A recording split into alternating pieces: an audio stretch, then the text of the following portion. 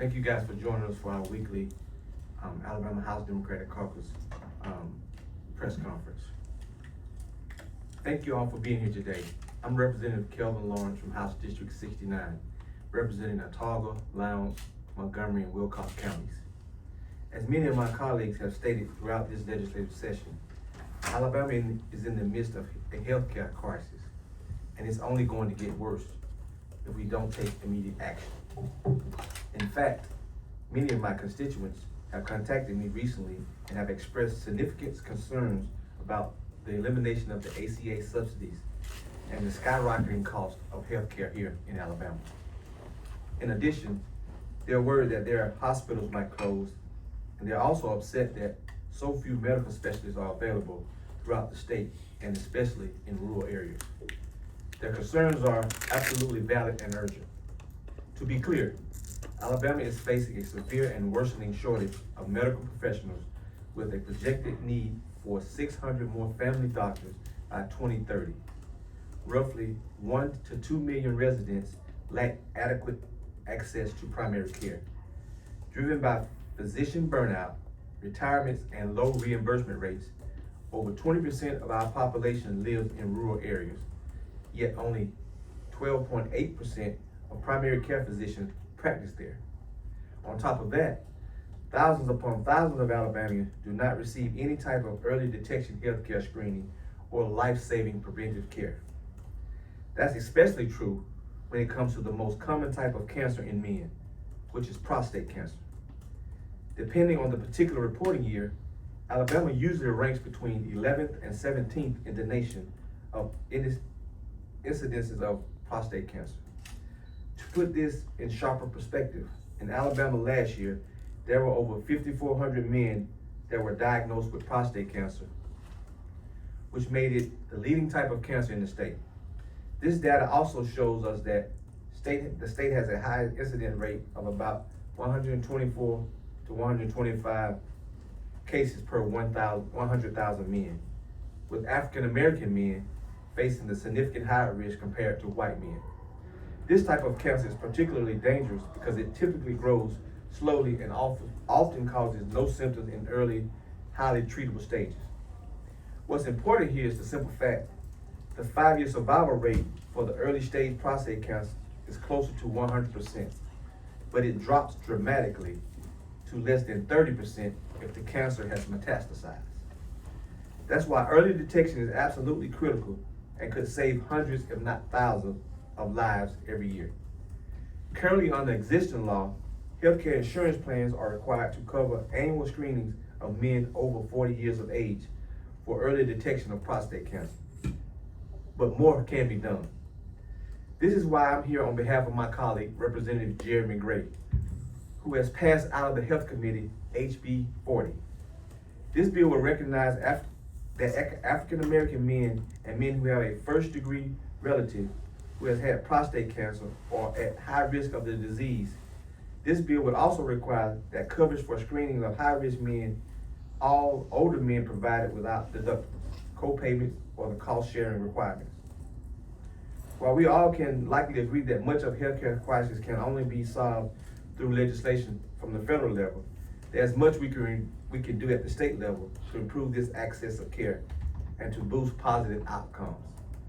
HB 40 is an important step in ensuring that high-risk individuals are screened early, and this bill will help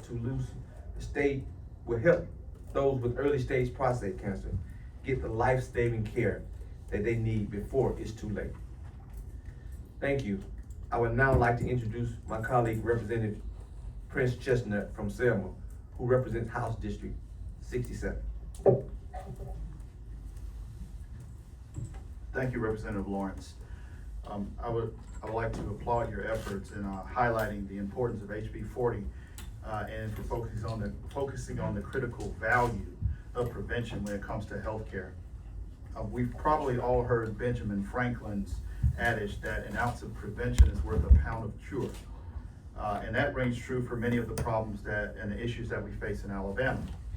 That's particularly true when it comes to new and emerging technologies that we don't fully understand or have not had time to really vet the long-term consequences of the usage. So we've seen that recently with social media and cell phone technology. So social media companies are currently having to answer in court very difficult questions regarding the unintended and often negative consequences that this technology is having on our society as a whole, and especially and specifically on our children. So it's also why we have passed laws in Alabama to keep cell phones out of the classrooms and to prevent children from accessing websites that have adult content. So right now, I believe the same is true with artificial intelligence and the rapid pace in which it is being deployed, often with no guardrails and little accountability. The issue is that AI is evolving faster than we can keep up with it. Many people may not realize this, but ChatGPT was just founded in 2022, and it's become the fastest growing consumer software application in history, gaining over 100 million users in only 2 months. Currently, ChatGPT is used by roughly 883 million unique users, and that number is still growing, now exceeding 10% of the world's entire population. So obviously there are tremendous challenges with this. So there are clearly advantages to using AI in an ethical manner to enhance human productivity and creativity. But there are also downsides, such as the negative effect of the huge data centers on our environment and electrical grid, the implications to our nation's workforce, and the potential for misuse by bad actors or adversaries against this country. So although estimates vary widely, a recent study by Goldman Sachs reported that AI could replace the equivalent of 300 million full-time jobs globally by automating roughly 25% of work tasks in the United States and Europe. Think about that. How would that affect rural Alabama and Alabama as a whole? But it's not just jobs, it's also our environment. To be clear, training and operating large AI models requires immense power, and with energy demand for data centers expected to rise, they could possibly account for 14% of the global emissions by 2040. On top of that, AI data centers need huge volumes of water for cooling, which can deplete local supplies. Projections suggest that AI water usage could reach 1.1 to 1.7 trillion gallons by 2027, which is the equivalent of approximately half of the annual water consumption of the UK. As artificial intelligence rapidly transforms our lives, we still don't fully understand the impact it will have on mental health, particularly on our children's mental health. There are already reports that AI chatbots may provide unsafe advice, encourage self-harm, or perpetuate harmful stereotypes. Also, we are observing that an over-reliance on AI for emotional support can lead to reduced human connection and increased loneliness. That over-reliance can also lead to an over-dependence on AI for tasks requiring critical thinking, and may reduce cognitive engagement and memory. In fact, a recent study in Poland showed that doctors who used AI during colonoscopies became so reliant on the technology that when it was removed, they were 20% worse at spotting polyps and other abnormalities during the colonoscopies on their own devices.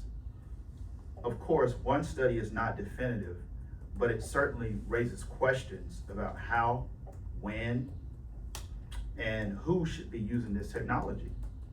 It also opens up a can of worms when it comes to liability for healthcare providers. I remember reading somewhere where a person compared AI to dynamite.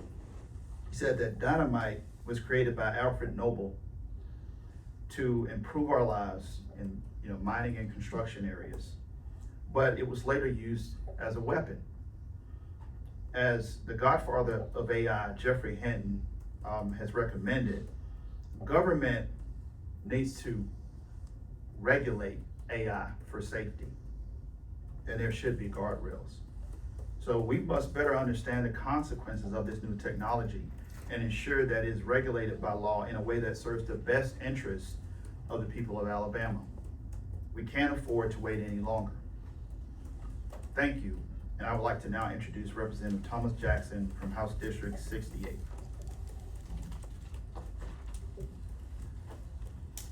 Thank you, Representative Chestnut. To continue with the idea about being proactive, it is so important that when it comes to preventing unintended consequences, I know that this is true and it relates to so many issues that facing farmers, especially in Alabama. As we may know, one of the consequences is unintended or not.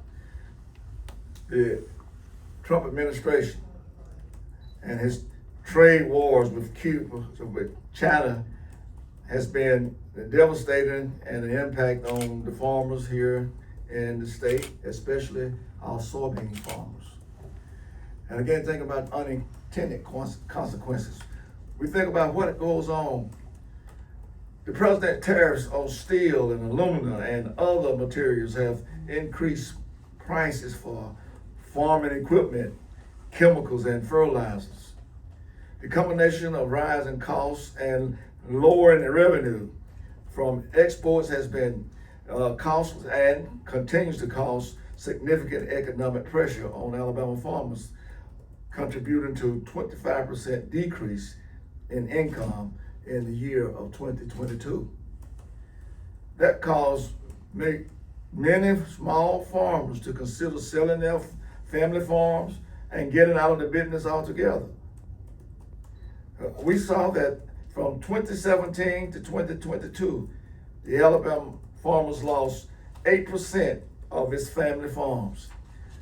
Sadly, for those that make the painful choices to sell the family farm, there is no guarantees that the land will continue to be used for agriculture, and that would also have a devastating impact on food production in our state and overall economic well-being, another unintended consequence. Much of this could be prevented if our small farmers had resources to access the capital that they need to purchase equipment, and finally, the ability to maintain and moralize their operations, especially during the volatile economic conditions. They are among the many reasons I am sponsoring the Alabama Agriculture Enhancement Program, which will provide cost-sharing dollars to help our farmers to make upgrades to their farming sustainable and competitive to keep our economy growing. The program represents a long-term investment in Alabama farms and agricultural communities. According to the analysts by Tuskegee University, Alabama has over 37,000 total farms, with the vast majority, roughly 91% to 95%, classified as family-owned or small-scale operations. A significant portion of these are small producers, which reports indicating that roughly 34,763 farms, over 75% of the total farms, may generate only $50,000 or less in annual sales. To be clear, that's why it is so urgent that we help our farmers now. In Alabama, our agriculture and forestry industry constitute a major economic engine in our state, contributing approximately $77.3 billion to the state economy annually. The sector supports over 40,000 farmers and 273,000 jobs. However, the Southeast region, which includes Alabama, experienced a 55% increase in Chapter 12 farm bankruptcies. In 2024, it trend that it continues through 2025 and into 26. The Alabama Agriculture Enhancement Program will help our struggling farmers weather financial uncertainty and prevent more small family farms from going bankrupt. I would ask that the legislature on both sides of the aisle join me in supporting the pro-growth legislation, and let's do everything we can to increase affordability for the Alabama farm family. Whether it is early detection or disease or understanding the impact of the new technology or assisting farmers as they deal with market volatility, we must be proactive in meeting the challenges that face our state. It reminds us that we, as the old saying, prepare and prevent, or don't prepare and repent. And it is too late now that the gate has been opened and the cow is out. Now we want to close the gate, but it's too late. So thank you for your time, and we're happy now to address any questions that you may have as relates to this subject matter.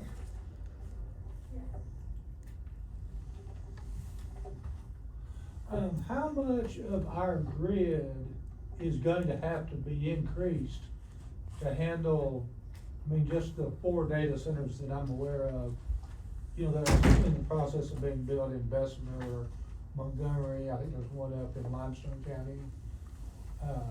How much additional grid does Alabama need to add to accommodate that power generation needs of those data centers?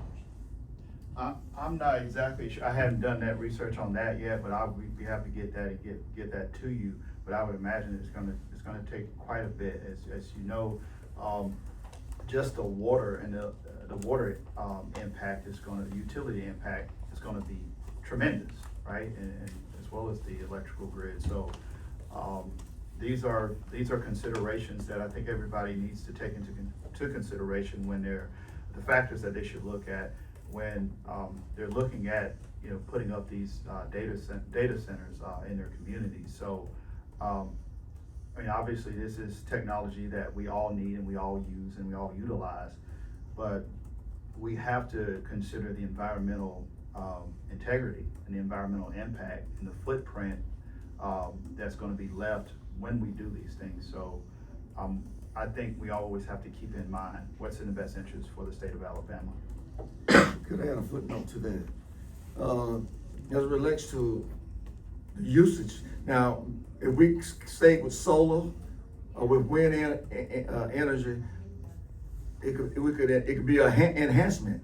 But since we cutting back on those two entities of energy driven, it's gonna cost, it's gonna pull a lot. And so, like you said, you hadn't done the research, but these are just observations that I have put in mind as we know that how the now administrations is cutting back on solar and wind power. Representative Lawrence, in regards to what you were saying from a health standpoint, what else can and what else do you think we need to do to take care of some health issues going on within the state, sir? Well, I think it's not really, I guess, a moot point or $1 million question, because, you know, Alabama as one of the states that hadn't expanded Medicaid, and I think those options have left us where we are right now in terms of the disparity that we have in healthcare here in the state of Alabama. So that's one thing we can't do. But just we need to create pro-legislation that would actually expand healthcare here in the state of Alabama.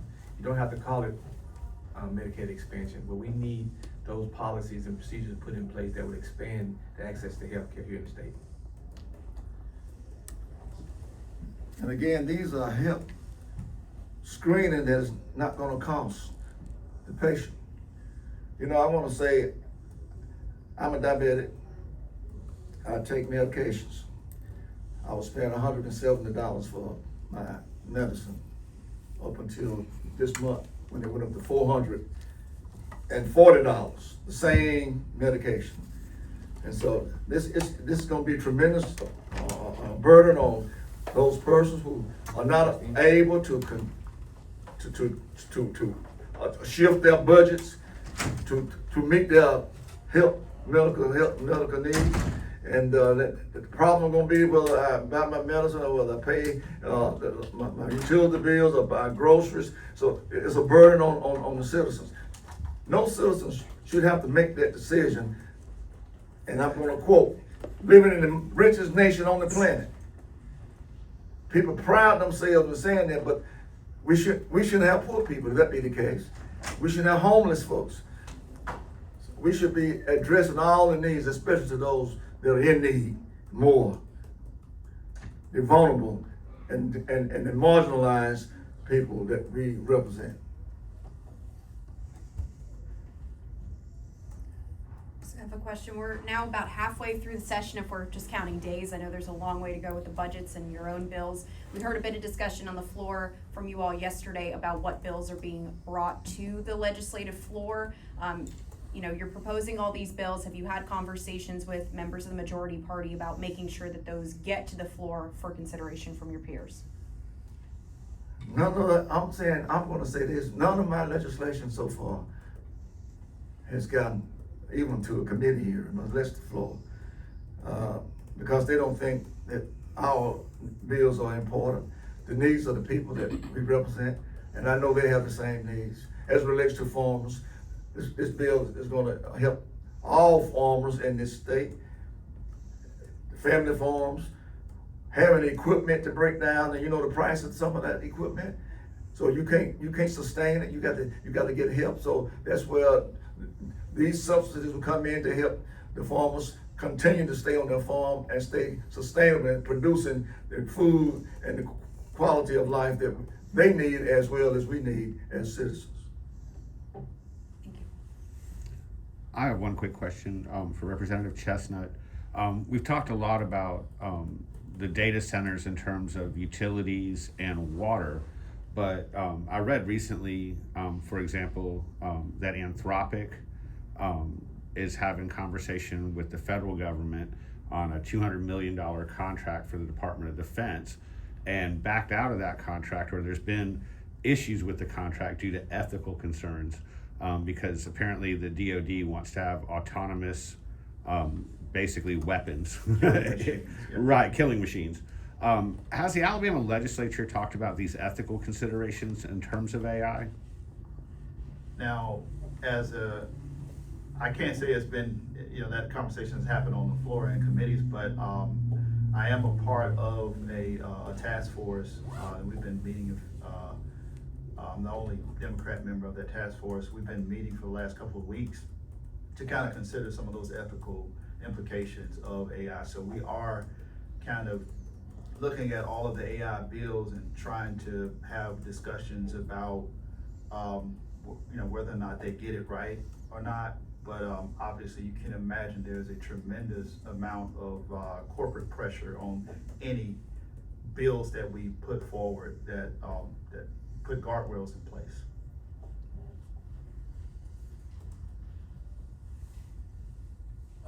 Representative Chestnut, along those same lines, I think one of the tech billionaires, I don't want to quote the name because I'd probably get it wrong, said that it'd be a waste of time for a new student to get a law degree or a doctor's degree, a medical degree, because AI is advancing so fast that by the time they get their degree, it's going to be a complete waste of time for them to spend 4 years working on that degree. What is your reaction to that view that, our higher level functions are gonna get replaced by AI in the near future? Yeah, I think that's very dangerous, and I've actually read somewhere too that a higher up in Microsoft has made that same claim, that we're about 18 months away from that. And I can tell you this now. Of course, I believe that it's always advancing and getting better. From if you look back 2 or 3 years ago to now. The tools that are out there are much more advanced. However, I'm a lawyer by trade, and I found that artificial intelligence actually helps. I can get 70 to 75% of the answer from artificial intelligence. However, you always have to check the sources, and I don't think that AI right now can even help you get to that very specific and granular level that you need to get to be able to solve really case-specific, fact-intensive specific problems. So I think from a general standpoint, it gets the answer right if you ask it a general question. But the more specific you get, the more detail you get, I think that it struggles. Also, they have this thing called hallucinations, and I don't know if y'all have been reading in the news. There have been several big law firms that have gotten in trouble by relying so much on AI that the AI does this thing called hallucinations, where it will create a case that does not exist. And so I don't know about you, but I don't want to put, everything in the hands of artificial intelligence when it's prone to be, to get it wrong many times, and it extrapolates information not just from credible research scientific sources, but it pulls, from sources like Reddit and other, opinionated columns and sources. So I still think we're a little ways off from that, but I also think that's a very dangerous proposition.